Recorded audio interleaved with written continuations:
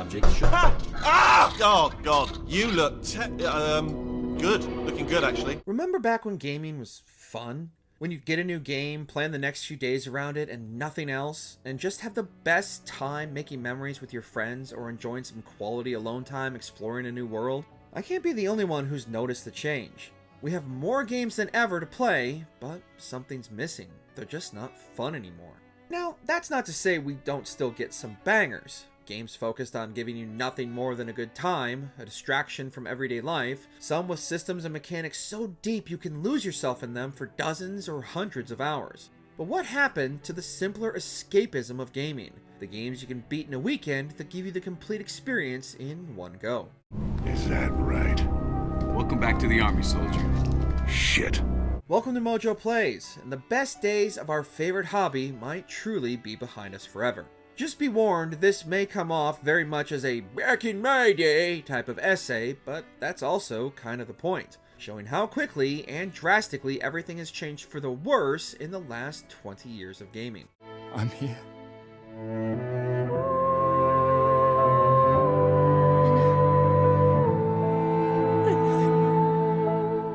Before we continue, be sure to subscribe to our channel and ring the bell to get notified about our latest videos.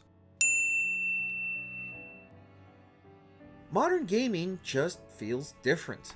It's hard to pinpoint what it is, but something feels off. We have access to more games than ever, more genres and ways to play, but it just doesn't feel the same. Gaming used to be an escape from real-world stresses, but now it's a second job.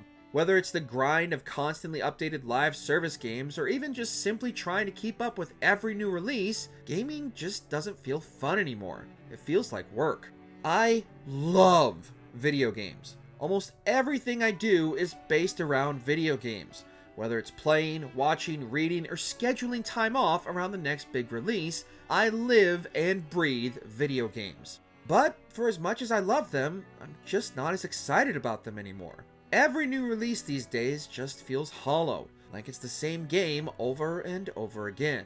And that's because, well, it is. Modern gaming is more expensive than it's ever been, either from the price of the game itself or the ever-ballooning development costs that publishers could never hope to recover. Gaming is slowly pricing itself out of its core demographic, gamers. For the majority of gamers, this is a hobby, a pastime they use to unwind or play and connect with friends. But recently, and especially this generation, game studios have lost sight of the fact that first and foremost, games were designed to be fun. This wasn't always the case, however. Only a couple decades ago, gaming was still seen as a niche hobby and didn't receive the mainstream attention it does today. Because of this, gaming could be cheaper, games were produced faster, and development teams were significantly smaller. There's a reason gamers are so nostalgic for the PS2 and Xbox 360 eras, and it's because, quite simply, they were better games. While the PS1 and N64 got the ball rolling with bigger, more creative games, the PS2 generation all the way through the 360 was where gaming as entertainment peaked.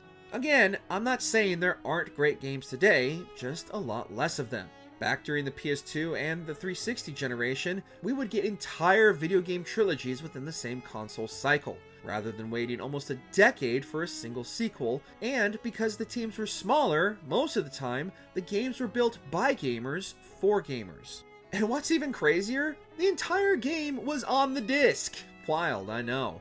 There is an entire generation of gamers who have no idea what it feels like to just put your game in the console and be able to play it without a deluge of updates or requests to purchase or download the next DLC pack. You bought a game, you owned the game, and you played the game. While the Xbox 360 and PS3 would be the beginning of DLCs and patch updates, these weren't necessary to enjoy the game itself, and rather offered improvements to an already complete experience. Except for Azura's Wrath. That was just some scummy bullshit, Capcom. Who do you think you are? God. What's more is there was far more innovation only a couple generations ago as well. The vast majority of game mechanics that are considered standard today were created and iterated on back with the PS2 and 360 generations respectively. Whereas today the industry is majority trend chasing, previous generations were the innovators and were allowed far more creative freedom. While yes, there was a boom of third-person cover shooters after the success of Gears of War, at the very least, most of them attempted to put their own spin on the mechanic and offered a variety of experiences rather than today's copy-paste version of innovation. Experimental titles led to the game industry leading game mechanics, while others developed niche or cult followings that are still impacting games and developers today who grew up with these titles. The PS2 was especially influential and arguably had the most significant impact on the gaming industry. We had no shortage of games to play, but almost every one of them felt like an event. Big splash pages in gaming magazines, complete with new screenshots and information for fans to pore over. And if a game was delayed, there wasn't a big announcement about it, and discourse tended to be more minimal as gamers just moved on to the next game until that one was finally released. If you're interested in an additional $60, flag down a test associate and let them know. You could walk out of here with 120 weighing down your bindle if you let us take you apart, put some science stuff in you, then put you back together, good as new. The lack of direct communication with fans was actually a benefit. Not only did it make the gaming experience more impactful and surprising, but not being flooded with a deluge of trailers and constant updates made the whole experience feel more special, because everything felt new without every aspect of the game already having been explained or spelled out for you. This was a generation that trusted the player to find their own way, without constant quest updates or markers, and allowed players to lose themselves within the experience, and explore and discover the game and its secrets all on their own. If you truly got stuck, there were of course online guides to help you, and naturally schoolyard gossip, but the game didn't used to tell you the entire solution before you even had a chance to figure it out for yourself. There's a reason recent titles like Clair Obscur Expedition 33 and the Oblivion Remaster resonated with gamers so much, and it's because they let players uncover the game for themselves. You swore the oath. When one falls, we continue. Yes, I know. When one falls. When one falls. Not if, when. We had so many amazing games to choose from, we didn't know how good we had it. Naturally, not every game was an award winner, but there was usually some redeeming quality that made it a fan favorite. This was the age of licensed games, and yes, a lot of them were cheap cash grabs, but others have managed to not only stand the test of time, but also continue to influence their own series today. Looking at you, Spider-Man 2. Speaking of Spider-Man, we had so many different versions of Spider-Man games to play.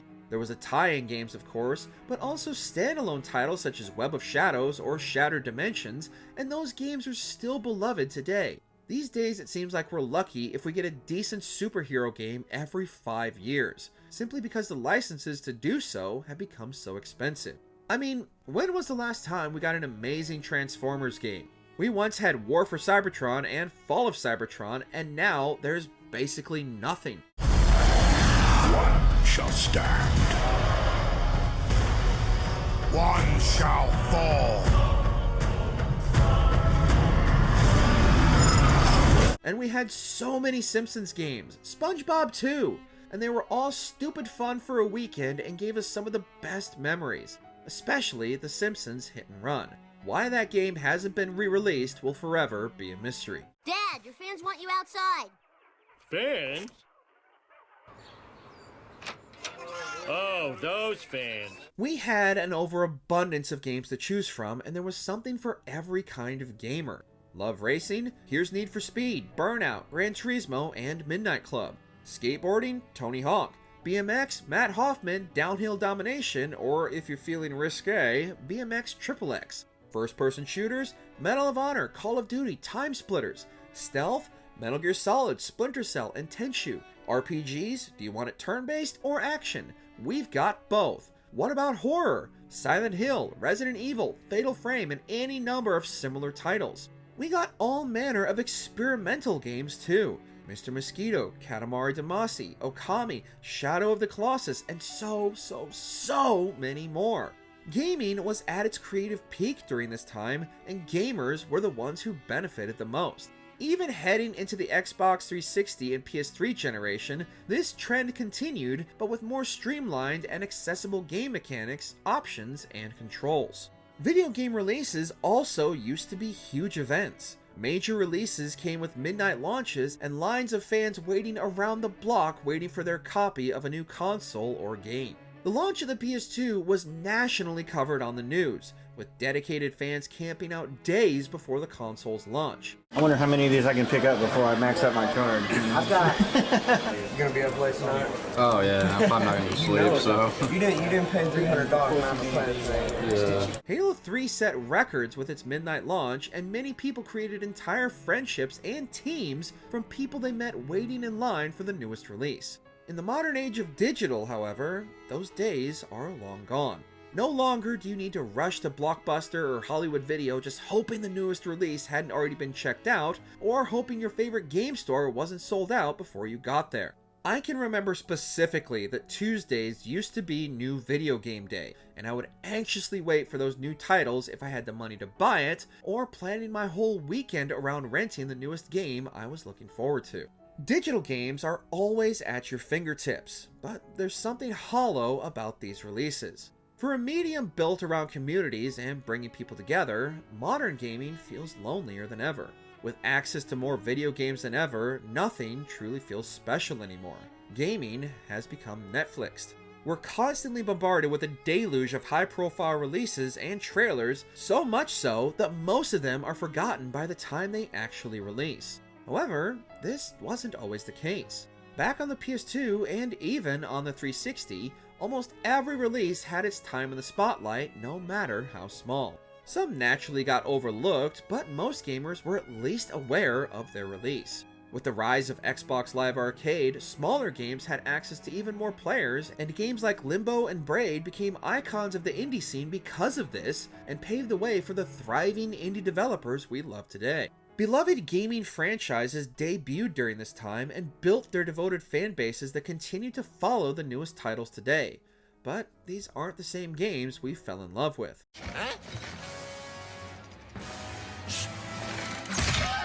Assassin's Creed has become the definition of copy and paste, with each new game barely feeling different from the last outside of the time period. Call of Duty used to be a gritty, violent, and realistic shooter franchise that has become Fortnited and is barely recognizable anymore.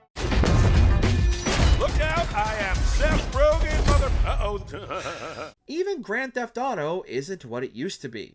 Back on the PS2, we got 3 absolutely stellar games almost annually, each offering unique experiences that vastly improved on their predecessor. And even GTA 4 had multiple DLCs to keep the experience going. But GTA Online changed all of that, and instead of focusing on creating new experiences, Rockstar chose to chase the money and have released only 2 games in a single decade. Admittedly, both are some of the best open world games ever created, but Rockstar used to offer so many different and unique experiences that it feels like we truly lost something after GTA Online exploded in popularity. That actually highlights another thing the PS2 and 360 eras did better. Games were developed faster and by much smaller teams, but you could feel the passion that went into them, the developers working hard to give players the best possible experience. I mentioned Expedition 33 before, and that team managed to develop one of arguably this generation's best games full stop with a mere fraction of the typical development team working today.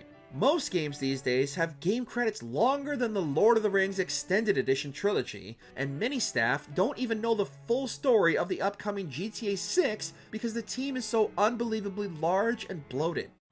I've seen you here before. You might have.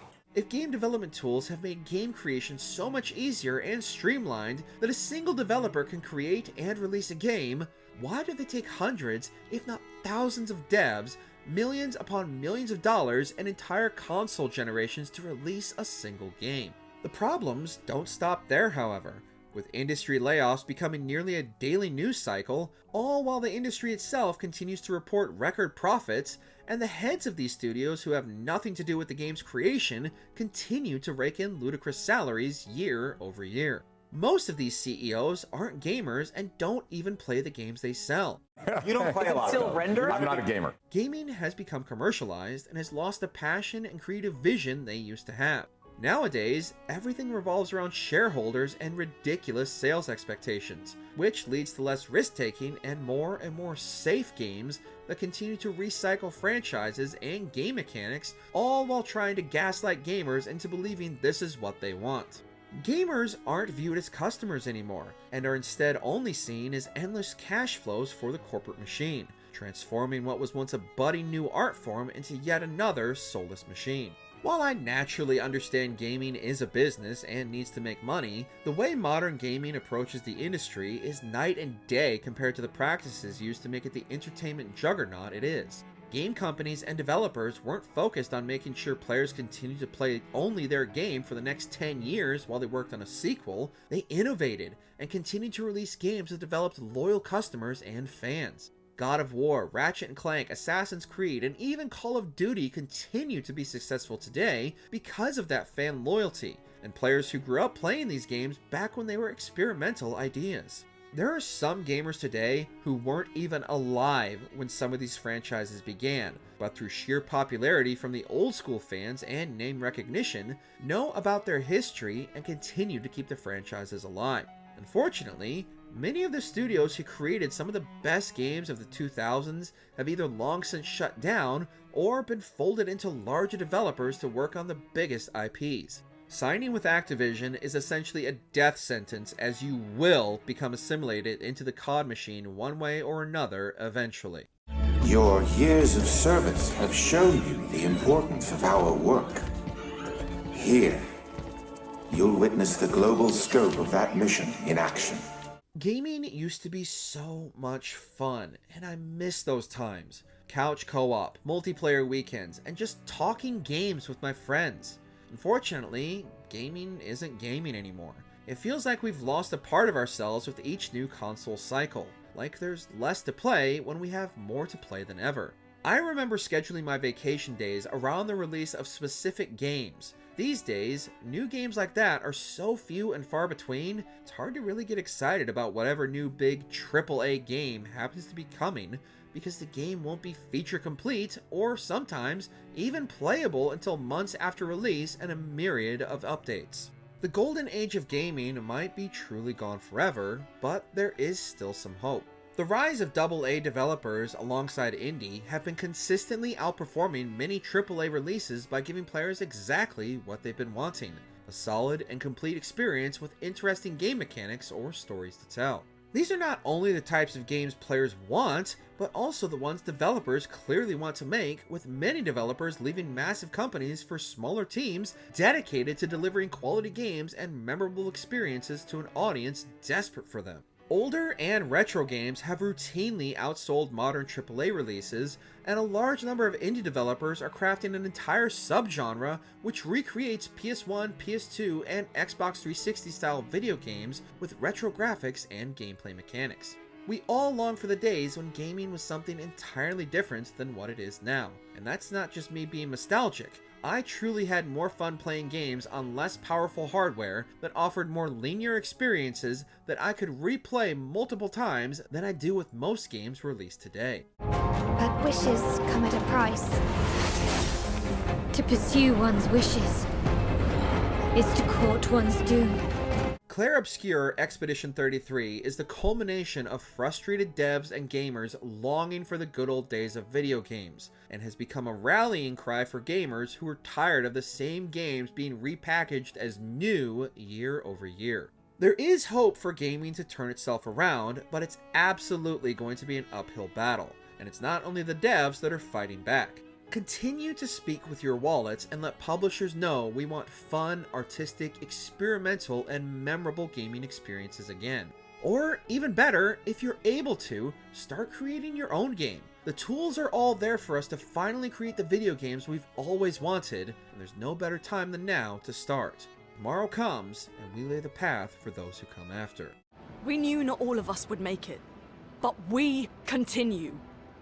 As long as even one of us stands, our fight is not over. Do you think the best days of gaming are truly behind us forever, or is there hope for gaming to return to its glory days? Let us know your thoughts in the comments. Did you enjoy this video? Check out these other clips from MojoPlays. and be sure to subscribe and ring the bell to be notified about our latest videos.